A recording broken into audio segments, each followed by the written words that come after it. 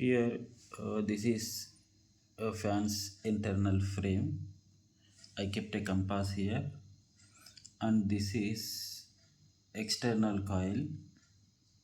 As the current flows through this coil, it will, as it is AC current, it should generate alternating magnetic field. Alternating magnetic field should create some EMF in the external coil, and there should be current shown here. As it is a high powerful current 230 volts here, there should be minimum 30 volts of current generation in this. But let us see once what will be the power generated, right?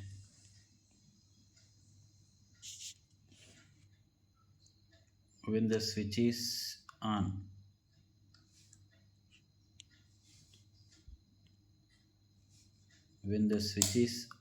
it is not generating any current, means it is giving a steady magnetic field.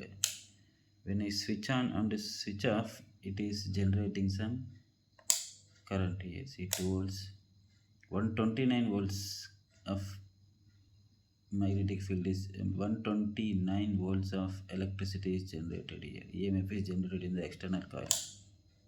6 volts, 5 volts,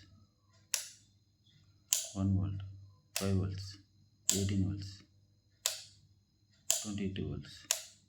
But when it is steady, no current is generated in the, no EMF is generated in the external coil. It is entirely different to what I expected actually. If anyone knows the reason, please. And if you see the magnetic compass, it is giving the magnetic field in the same direction, different to the expectation, right? You should not play with AC current. Only those who work with AC current, we should be very careful. 140. So in the external field 190, but bulb is never glowing. You see, bulb is never glowing.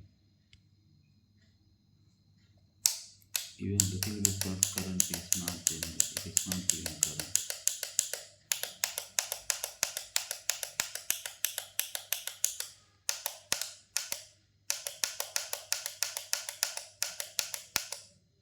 Steady current 0.